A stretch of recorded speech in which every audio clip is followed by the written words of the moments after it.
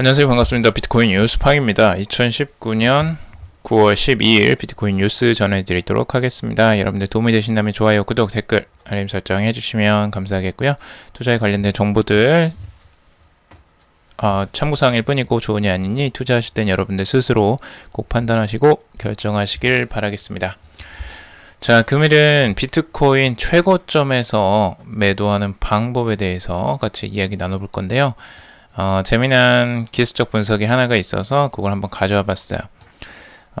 이 지표를 보면 여러분들이 비트코인이 최고점에 왔는지 아닌지를 구분할 때 굉장히 유용할 것 같아요. 지금까지 많이 확률적으로 최고점을 몇 번을 맞췄기 때문에 이 지표를 그래도 활용을 하신다면 완벽하게 최고점을 맞출 수는 없겠지만 대략 근사적으로 이제 최고점이 왔구나 정도는 좀 분간하실 수 있지 않을까 개인적으로 생각이 드는데 한번 여러분들이 들어보시고 판단을 해보시면 좋을 것 같습니다. 자, 그 지표는 MVRV 비율인데요. 이 비율에 대해서 최근에 이제 그 지표로 이제 개발이 된 건데 그냥 시장의 현재 시가총액을 기준으로 우리는 보고 있잖아요. 그래서 비트코인의 시총이 얼마니 마켓에서 지금 거래되는 이 마켓 캡으로 우리가 보고 있는데 이 시장 가치로만 측정을 하면 이게 정말 고점인지 저점인지 구분하기가 힘들어요. 자, 그래서 이제 MVRV 레이시오라는 요 지표가 이제 나온 건데요. 요 지표를 보면 여러분들이 이게 진짜 고점이고 최고점을 찍은 것인지 아니면 진짜 저점으로 내려와 있는지를 어느 정도 알 수 있다라는 거예요. 그 지표에 이제 두 가지 MVRV라는 것에 그 힌트가 들어가 있는 건데, MV와 RV라는 거는, MV는 그게 마켓캡, 그러니까 시장 가치라는 거죠. 시장에 그냥 현재 떠돌고 있는, 우리 이제 마켓캡에서 그냥 볼 수 있는 그 현재의 시장 가치고, 이 RV는 Realized Cap이라고 해서 이제 실현 가치라고 표현을 해요. 그래서 그냥 현재 마켓에서 거래되는 가격이 아니고 이제 블록체인에서 마지막으로 움직일 때 코인 시장의 이제 가치를 합산을 합니다. 그래서 그때 존재하는 모든 코인에 대해서 지불된 가치를 이제 근사값을 구하는 거죠. 그래서 그때의 가격을 이제 realized cap이라고 현재 가치, 현실 가치, 이렇게 이제 표현을 하는데요. 실제 이제 총액과 시가총액을 이제 비율로 나눠보는 거죠. 그래서 시가총액을 실제 총액으로 나누어서 그 가치가 얼마나 이제 올라와 있는지 시가총액이 이걸 파악하는 겁니다. 여기 이제 기준이 1.0부터 0.1 그리고 10까지 있죠. 그래서 이게 뭐냐면 실제 시장 가치가 실제 가치보다 실제 총액보다 10배나 높다는 거예요. 그러니까 10배나 높았을 때에 있는 상황을 말하는 건데, 근데 역사적으로 봤을 때 이 10배가 되는 구간이 최고점, 비트코인의 최고점을 찍었던 시점이라는 거죠. 그래서 지금까지 2011년, 2013년, 그리고 2013년 12월, 그리고 2017년까지 이렇게 4번에 걸쳐서 최고점을 찍었을 때를 정확하게 맞췄다는 거죠. 이 지표에 10이 되었을 때 이때의 최고점이었다는 겁니다. 자, 그래서 이 기준으로 보면 최고점이 언제인지를 구분할 수 있게 된다라는 주장인 거예요. 이거는 MVRV 레이시오의 이제 G 점수로 이제 G 스코어로 나온 거고요. 이 두 가지가 있더라고요. MVRV 그냥 일반 비율이 있고, 그리고 MVRV G 스코어라는 게 또 따로 있습니다. 그래서 이건 G 스코어라는 것으로 이제 본 내용이고요. 이걸 보면 여러분들이 이제 명확하게 이쪽이 지금 이제 고점이 되겠구나 이런 걸 이제 판별할 수가 있겠죠. 그래서 역사적으로 정말 신기하게도 이 10이 되는 구간에 딱 딱딱 맞춰서 이렇게 최고점을 찍었어요. 그러니까 10에 딱 맞는 건 아니지만 이렇게 고점을 여기를 뚫고 올라가는 이 시점은 이제 거의 최고점에 온 거죠. 그래서 이 기준으로 보면 최고점을 여러분들이 판가름하는데 매우 유용하게 사용할 수 있을 것 같아요.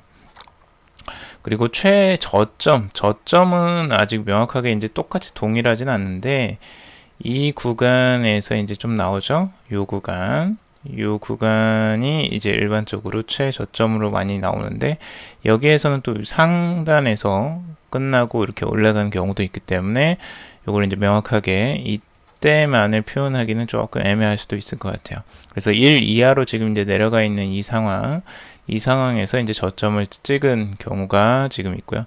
지금은 올라와 있는 상태죠. 지금 현재 수치가 개별적으로 제가 이제 찾아봤는데요. 현재 2.3 정도 돼요. 현재 2.3, 2.25 뭐 이 정도 딱 됩니다.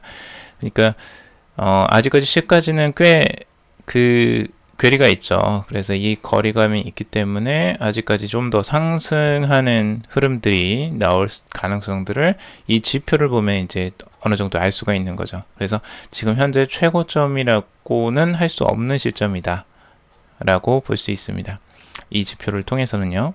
그래서 여러분들이 이걸 도대체 비트코인을 샀는데 도대체 언제까지 들고 있어야 될까? 이게 최고점이 도대체 어디일까? 궁금하시는 분들을 위해서 한번 준비를 해봤습니다. 재미있는 지표죠. 참고해 보실 만한 것 같아요. 이거는. 자, 그리고 크립토 마이클이 분석을 한 비트코인 분석인데요. 최근에 이제 가격 흐름들을 여러 가지를 보면서 일주 차트로 이제 본 거고요. 주봉으로 봤을 때 지금 현재 가격 흐름들은 100 이동평균선, 100주 이동평균선이 있고 21 EMA선, 제가 항상 말씀드리는 21 EMA선 있죠?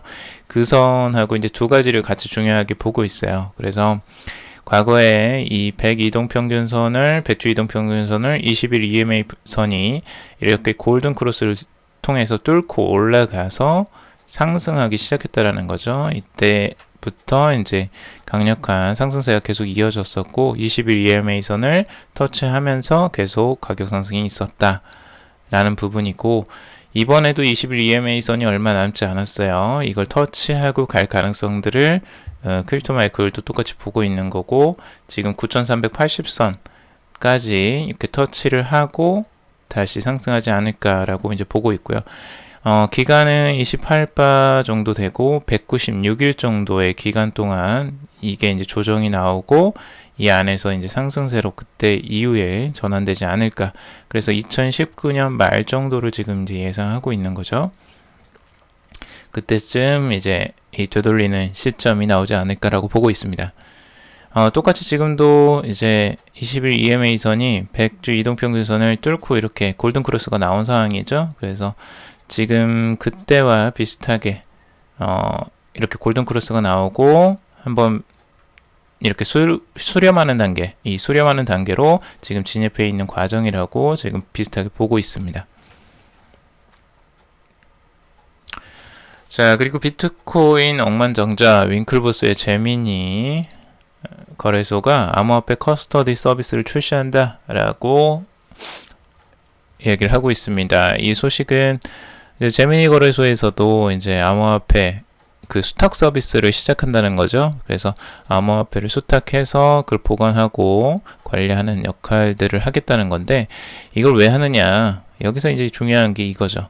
기관 투자자들에게 암호화폐 보관 서비스를 제공하는 제미니 커스터디가 출시됐다. 그러니까 기관 투자자들을 위한 용이에요. 이게 보면. 근데 왜 기관 투자자들을 위한 용들을 이렇게 계속 만드냐, 왜 개인 투자용은 안 만드냐, 이렇게 이제 생각하실 수 있는데, 전체적으로는 시장 자체가 지금 어떻게 흘러가는지를 보셔야 돼요. 여기 이제 국제증권거래소의 수석 운영 책임자를 지냈고 현재 제미니의 운영 총괄 이사를 맡고 있는 제닌 하이타워 셀리토는 기관 투자가들의 암호화폐에 대한 수요가 증가하고 있다면서, 하지만 복잡한 규제와 보안 요건을 완벽하게 충족하는 해결책을 찾는데 애를 먹고 있다라는 설명이죠. 자, 이걸 보시면 아시겠죠? 기관 투자가들의 암호화폐에 대한 수요가 증가하고 있기 때문이에요. 그러니까 이 수요가 증가하는 것들을 대비해서 지금 기관 투자자들에게 보관 서비스를 제공하려고 이런 서비스들이 나오고 있는 거고요. 이번에 벡트도 이 선물 거래 서비스가 나오죠. 그래서 이걸 보면 지금 수요에 대비해서 이런 이제 암호화폐 수탁 서비스들이 출현을 하고 있는 거고, 이 거래소나 이런 곳들에서 적극적으로 지금 나서고 있는 겁니다. 그러니까 수요를 지금 읽고 따라가고 있는 거예요. 그 부분에 대해서. 그러니까 여러분들도 이런 부분들 보시면서 기관 투자자들이 이제 많이 관심을 갖고 지금 진입을 하고 있구나를 대략적으로 추측해 볼 수가 있겠죠. 이런 걸 보면. 그러면 암호화폐 시장 자체가 지금 완전히 판도가 바뀔 가능성들 당연히 생각해 볼 수 있겠죠. 그래서 그런 부분들을 여러분들이 같이 한번 보시면 좋을 것 같습니다. 자, 그리고 국가 간 결제 송금의 블록체인 기술 도입 활발이라고 하고 있는데요.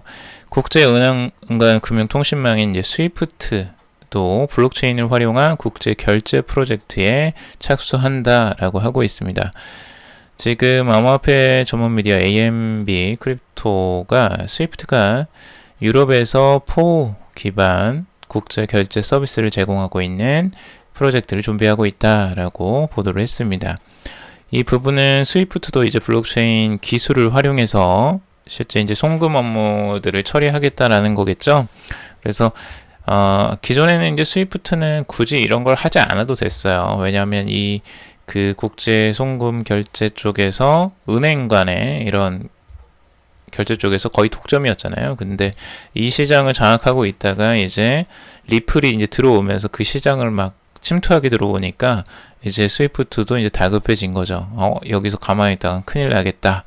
우리가 여기에서 밀리겠다라는 이제 위협감을 이제 느낀 거죠. 그래서 블록체인 기술에 관심을 갖고 이렇게 대처를 하고 있는 거고, 근데 이제 재미난 건 스위프트 아직까지 좀 정신을 못 차린 부분이 조금 있어요. 뭘 얘기하냐면 암호화폐는 요요처럼 가치가 하락해 쓸모없고 불안정하다. 단기 결제에 미치는 영향은 크지 않다. 라고 말을 했죠.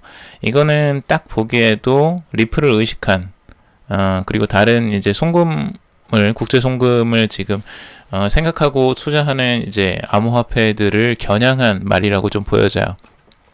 견제를 하고 있다라는 거죠. 결국에 암호화폐에 대해서 견제를 하고 있다라는 거고, 자신들의 암호화폐에 쓸모없다라고 이제 이야기를 비판을 하고 있는 건데, 이런 인식 가지고는 앞으로 사업하기 굉장히 힘들 것 같아요. 스위프트 같은 경우는. 왜냐하면 앞으로 암호화폐는 그냥 단순하게 송금 업무만을 위한 게 아니에요. 송금 업무 이상을 할 거예요. 왜냐하면 그 안에 많은 이제 그 스마트 컨트랙트나 여러 가지 기능들이 들어가기 때문에 이제 사람들이 직접적으로 손을 쓰지 않고 그런 계약들이 일어나고 거래가 일어나게 만드는 거기 때문에 여기에는 고도의 기술들이 많이 축적이 될 겁니다. 그렇다면 이 암호화폐를 이해하지 않고 암호화폐를 이렇게 쓸모없다라고 이야기를 하게 된다면 기술에 뒤처질 수밖에 없겠죠. 그래서 이 부분에 대해서, 그러니까 블록체인에 관심만 갖고 이 암호화폐를 이해하지 못하거나 이걸 수용하지 못한다면 스위프트는 또 뒤처질 가능성이 굉장히 높아 보입니다. 그거에 대비해서 지금 이제 다른 암호화폐, 리플이나 뭐 다른 암호화폐들, 국제 결제 송금 기능을 가진 암호화폐들도 줄줄이 이제 출시가 되고 있고 확장을 해나가는 과정들이죠. 그래서 리플의 엑스레피드 솔루션을 바탕으로 이제 국제 송금 분야에 입지를 넓혀가고 있는 지금 과정이고, 그 리플을 사용하고 있는 이제 싱가포르 개발은행 같은 경우는 리플은 국제 송금 및 국제 간 결제 수단 중 가장 효율적이다라고 평가할 정도로 이걸 높게 평가를 하고 있죠. 그러니까 새로운 기술, 그러니까 새 술은 새 부대에 담아야 돼요. 이렇게 이제 과거의 기술에 얽매여서 계속 그걸 붙잡고 있으면 도태될 수밖에 없습니다. 앞으로는. 그래서 그런 부분들 한번 참고해 보시면 좋을 것 같고, 밀레니얼 세대 40%가 경기 침체, 암호화폐 투자로 대비할 것이다 라는 설문조사가 나왔다고 합니다. 재미난 기사인데요. 지금 전체적으로 보면 이 우리가 이제 세대를 많이 나누잖아요. 그래서 X세대, 우리 예전에 X세대 있고 밀레니얼 세대 있고 지금 G세대라고 이제 나누고 있는데 이 세대 분류법도 굉장히 다양합니다. 근데 여기에서는 이제 분류를 X세대가 1965년부터 1980년생까지, 그리고 밀레니얼 세대를 1981년부터 96년생까지, 그리고 G세대가 1997년생부터 지금 현재 태어나는 세대까지로 분류를 하고 있어요. 이렇게 보면 지금 이제 밀레니얼 세대 1981년생부터 96년생, 여기가 이제 핵심 이 기술을 사용하는 층이기도 하고 이제 앞으로 경제를 짊어지고 가야 할 그 경제 주체들인데, 이 사람들이 암호화폐 투자로 대비를 할 것이다 라는 이제 그런 설문조사가 나왔다는 거죠. 설문조사에 따르면 미국 투자자 3분의 2 이상이 경기 침체를 우려하고 있고요.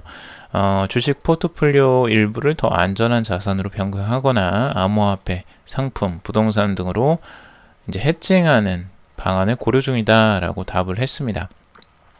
G세대는 50%는 이제 부동산으로, X세대 38%는 상품으로 리스크를 해칭하겠다고 응답한 반면에 밀레니얼 세대 40%가 경기 불황을 암호화폐 투자로 대비하겠다라고 답을 했습니다.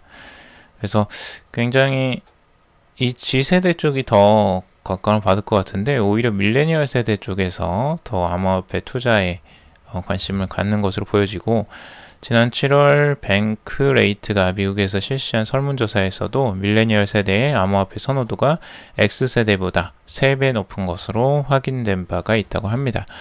그래서 이제 각 세대별로 지금 이제 투자나 그 리스크를 대비하는 방식들이 다 다른데, 여기에서 그래도 암호화폐가 그만큼 많이 그 리스크 해칭 수단으로서 관심을 많이 받고 있다라는 부분, 이 부분이 이제 중요한 변화죠.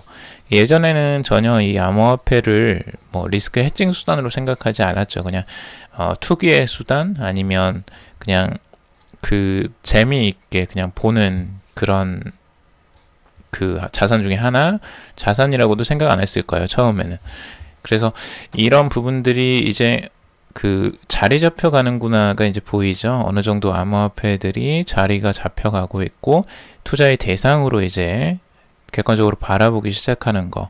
그러니까 시각이 이게 완전히 달라지기 시작했다는 거예요. 사람들이 차츰차츰 이게 변해갈 겁니다. 암호화폐에 대한 인식도 달라지기 시작할 거고, 예전에는 투기적으로, 지금도 투기적으로 많이 보고 계시잖아요. 근데 이거는 투기적인 부분은 이제 지나서 실생활에 실제적으로 활용이 되고, 여기에서 이 효과성이나 효율성들이 이제 나타나기 시작한다면 이제 자연스럽게 받아들이게 되는 거죠. 아, 이것도 하나의 자산이 될 수도 있고, 어쩌면 통화로서의 역할도 할 수도 있고, 여러 가지 역할들을 맞물려서 할 수 있겠구나. 그러니까 지금까지 우리가 생각했던 그런 화폐 그 개념과 지금 자산의 개념이 있잖아요. 근데 그걸 다 분리해서 우리는 지금까지 생각을 해왔는데 그게 아니라는 거죠. 이제 화폐와 자산의 가치들이 이제 융합된 형태로 새로운 형태의 개념이 이제 출현이 하게 된 거고, 그 개념들을 우리는 가지고 이제 그 유동성 있게 활용을 할 수 있는 거예요. 그러니까 굉장히 다양하게 아마 쓰일 것 같아요. 앞으로 이제 건축물이나 뭐 미술품, 뭐 여러 가지 부동산, 동산, 모든 자산들이 이제 유동화되기 시작할 거고, 자산들이 굉장히 빠르게 이동을 할 겁니다. 그래서 그런 시장에서 우리는 어떻게 뭐 돈을 벌 것인지, 아니면 어떻게 사업을 할 것인지, 아니면 어떤 가치를 창출할 것인지, 이런 것들을 좀 생각해 보시는 것도 좋을 것 같아요.